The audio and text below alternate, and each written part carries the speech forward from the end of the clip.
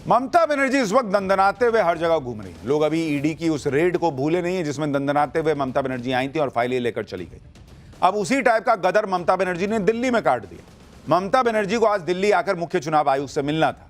4 बजे की meeting fix थी, लेकिन इससे पहले ममता बनर्जी ने दिल्ली की सड़कों पर वैसा ही माहौल बना दिया जैसा कि वो बंगाल में करती है। आप तस्वीरें देख लीजिए। ममता बनर्जी जब चुनाव आयोग के दफ्तर में पहुंची तो पूरी सेना लेकर पहुंच गई। अपने भतीजे को, अपनी पार्टी के दूसरे नेताओं को, सबको लेकर ममता बनर्जी पहुंच गई। और उसमें भी गजब यह कि सबने काले कपड़े पहने हुए थे। ममता बनर्जी ने भी काली शॉल ओढ़ ली। इतना ही नहीं, ममता बनर्जी अपने साथ 13 परिवारों को भी लेकर आई थी। सब काला काला पहने थे। मैं पाठशाला में पहले से काला पहनता हूं, मैं उनके साथ थोड़ी गया था। हालांकि इसको लेकर ममता बनर्जी का आरोप है कि इन लोगों के नाम बंगाल के एसआईआर में काट दिए गए और इन्हें मृत बता दिया गया। ममता बनर्जी चुनाव आयोग से मिली, लेकिन मीटिंग के बाद उन्हें कोसने लगी। घमंडी, अहंकारी, न जाने क्या क्या कहने लगी। ममता बनर्जी कैसे चुनाव आयोग से मीटिंग के बाद चुनाव आयोग पर फट पड़ी, सुनिए एक बार। हम बहुत दिन दिल्ली में पॉलिटिक्स किया है। हम 4 टर्म से मिनिस्टर थे, 7 टर्म से एमपी थे, लेकिन हम कभी ऐसा इलेक्शन कमीशन को नहीं देखा जिन्होंने इतना एरोगेंट है, ग्रेट लायर है। हम उनको कहा था कि आपको कुर्सी को रेस्पेक्ट करते हैं, because no chair is permanent for anybody. One day you have to go, but don't create this president and only why Bengal is being targeted. लोकतंत्र में इलेक्शन होता है, डेमोक्रेसी का फेस्टिवल। और आपने क्या किया? पहले 58 लाख लोगों को वोट दिया, निकाल दिया, और उनको अब डिफेंड भी करने नहीं दिया। ममता बनर्जी ने दिल्ली में यह भी आरोप लगाया कि उनकी बात ही नहीं सुनी, उनकी शिकायतों पर कोई ध्यान ही नहीं दिया गया, इसलिए प्रतिनिधिमंडल ने बैठक का बहिष्कार करने का फैसला किया। लेकिन चुनाव आयोग ने ममता बनर्जी के आरोपों को सिरे से खारिज कर दिया। चुनाव आयोग के सूत्रों के मुताबिक मुख्य चुनाव आयुक्त धैर्यपूर्वक सभी सवाल सुन रहे थे, लेकिन ममता बनर्जी कथित तौर पर गुस्से में आ गई। मेज पर उन्होंने हाथ मारा और बिना जवाब सुने बैठक छोड़कर चली गई। सूत्रों का कहना है कि ममता बनर्जी ने सीईसी को जवाब देने का मौका ही नहीं दिया। ममता बनर्जी बैठक छोड़कर निकल आई। उन्होंने बीएलओ और नाम कटने जैसे मुद्दे उठाए। उसका जवाब इलेक्शन कमीशन ने दिया है। मुख्य चुनाव आयुक्त ने कहा है कि टीएमसी विधायक खुलेआम आयोग के साथ गुंडागर्दी कर रहे हैं, गाली गलौज कर रहे हैं। जो अधिकारी इलेक्शन का काम समय पर पूरा नहीं कर रहे हैं उनके खिलाफ एफआईआर तक नहीं कर रहे हैं। ईसीआई से सलाह किए बिना 3 इलेक्टोरल रोल ऑब्जर्वर का ट्रांसफर कर दिया है। यानी चुनाव आयोग ने पूरे ड्रामे की पोल खोलकर रख दी, क्योंकि ममता बनर्जी तो यह हंगामा करने आई थी कि चुनाव आयोग सही से काम नहीं कर रहा है। उल्टे चुनाव आयोग ने बता दिया कि ममता बनर्जी के लोग क्या क्या कर रहे हैं, चुनाव आयोग को काम ही नहीं करने दे रहे हैं। लेकिन ममता बनर्जी की पॉलिटिक्स जिस तरह से इस वक्त बंगाल में फंसी है, उसमें उनके सामने इसी तरह के हंगामे और ड्रामे का ऑप्शन शायद रह गया है। ममता बनर्जी दिल्ली आई थी तो हंगामे की पूरी तैयारी करके आई थी। आप देखिए कि दिल्ली आने से पहले ही चुनाव आयोग से मिलने का समय मांगा था, लेकिन यहां पर ममता बनर्जी अपने साथ पश्चिम बंगाल से 100 लोगों को लेकर आई, जिनके नाम एसआईआर में काट दिए गए।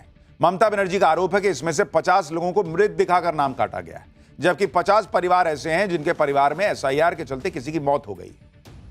ममता बनर्जी के साथ आए परिवार को बंग भवन में रुकवाया गया, लेकिन ममता बनर्जी ने आरोप लगाया कि दिल्ली पुलिस बंगाल से आए लोगों को प्रताड़ित कर रही है, जिसके बाद वो मीडिया के कैमरों के साथ बंग भवन पहुंची। इस दौरान ममता बनर्जी ने बंग भवन के बाहर सुरक्षा में तैनात दिल्ली पुलिस के जवानों से बहस भी की। ममता बनर्जी ने क्या कहा, वहां क्या हुआ, आप देखिए। दिल्ली की सड़क पे गजब गजब हुआ है भाई। क्यों, क्या हुआ आप लोगों ने क्या कर रहा है इधर में? दिल्ली पुलिस से क्यों आप लोग थ्रेट कर रहा है? क्या किया है? अब इधर में रुको। अब तो इधर में तो भाग क्यों रहा है? देखिए भाई, हम नमस्ते करके कहते हैं, आप लोगों को जैसा भाई बहन है, हमारा भी भाई बहन है। हम कोई एजुकेशन नहीं करने के लिए आया। अगर आप हमको कुछ ऐसा करेंगे बेइज्जत, तो हम भी जब तक हम काम लेना चाहता है। लेकिन आप मेहरबानी करके इसको बात सुन के हमारे लोगों को हैरान मत करो। ये लोग क्या रास्ता पे रुकेगा, सड़क पे रुकेगा? नहीं तो आपको घर में लोग जायगा दीजिए, हम भेज देता है। एक ठीक नहीं है। ठीक है। आप जो जगह में लोग रहता है, आप उधर में जाके सब वहाँ से तंग किया है। मैं देखो घर का कपड़ा पड़ के चलाया। दिल्ली पुलिस भी हैरान होकर देख रही कि क्या हमने कर दिया भाई कि ऐसा डांट पड़ रही है, ऐसी डांट पड़ रही है। दिल्ली पुलिस पर भड़कने के बाद ममता बनर्जी बंग भवन भी पहुंची। यहां उन्होंने उन लोगों से मुलाकात की जो लोग उनके साथ चुनाव आयोग में मिलने के लिए आए हुए। ममता बनर्जी ने सभी को भरोसा दिया कि वो उनके साथ है। जहां जहां गई सब कुछ कैमरे पे रिकॉर्ड होता रहा, सब कुछ दिखता रहा कि भाई ये हुआ। ममता बनर्जी को चुनाव आयोग के दफ्तर जाना था, लेकिन उन्होंने बीच सड़क पर ही माइक थाम लिया और बीजेपी के साथ चुनाव आयोग पर निशाना साधने लगी बीच सड़क पे। देखिए क्या हुआ है। जब दिल्ली में एक्सप्लोजन होता है तो तब दिल्ली पुलिस कहाँ रहता है? हम दिल्ली पुलिस को ब्लेम नहीं करेंगे, हम तो ब्लेम करेंगे उसको जो माथा पे है, उसको। हिमालयन इनकॉम्पिटेंस है, देश को सुरक्षा नहीं दे सकता है, बंगाल को ऊपर टर्चर करते हैं, आम जनता को ऊपर टर्चर करते हैं और एसआईआर का नाम पे सत्यानाश कर रहे हैं। डेली घबरा गया है, इसी के लिए हम आते हैं तो घबरा जाता है। हम 2 साल ज्यादा नहीं आए भाई, ज्यादा आने से तो हम लाखों लेके आ सकते थे। मैं सिंबॉलिक 50 परिवार है जिसको जिंदा है लेकिन उसको मौत दिखा दिया, और 50 ले आया जिसको एसआईआर में डेथ हो गया है। भाई अगर गलती से डेथ दिखा दिया है या गड़बड़ी है तो रिवीजन में नाम डलवा दीजिए। यहां दिल्ली लाने से क्या होगा? ममता बनर्जी आरोप लगा रही है कि दिल्ली पुलिस बंगाल से आए लोगों को परेशान कर रही है, लेकिन दिल्ली पुलिस के ममता बनर्जी के आरोपों को दिल्ली पुलिस ने खारिज कर दिया। सूत्रों के मुताबिक दिल्ली पुलिस ने कहा है कि बंग भवन में किसी के भी आने जाने पर कोई रोक नहीं है। सुरक्षा कर्मियों को कानून व्यवस्था बनाए रखने के लिए तैनात किया गया। गड़बड़ी रोकने के लिए एहतियाती उपाय के तौर पर पुलिस तैनात है। यही बात बीजेपी भी कह रही है कि अगर लोगों को परेशान करने के कोई सबूत हो तो ममता बनर्जी दिखा दें। ममता बनर्जी के हंगामे को बीजेपी ने ड्रामा करार दिया। सुनिए सुकांता मजूमदार केंद्रीय मंत्री हैं बीजेपी से, वो क्या कह रहे हैं। ममता बनर्जी हमेशा ही ड्रामा करती है, ये तो नई कोई चीज नहीं है। यहाँ पे आके भी ड्रामा किया। उन्होंने पहले सुबह बोला कि दिल्ली पुलिस बंग भवन के अंदर घुसकर एक लोगों को एक रूम में जाके पूछताछ कर रही थी। तो हमने तो बोला कि आप सीसीटीवी फुटेज निकाल के दिखाओ क्या कर रही थी दिल्ली पुलिस। लेकिन ड्रामे से राजनीति नहीं चलता, देश नहीं चलता। ममता बनर्जी इसको पश्चिम बंगाल समझ रहे हैं। अब आप देखिए कि ममता बनर्जी आई थी मुख्य चुनाव आयुक्त से मिलने, फिर उनके ऊपर आरोप लगाने लगी 100 परिवारों को बंगाल से दिल्ली लाना और चुनाव आयोग ले जाना।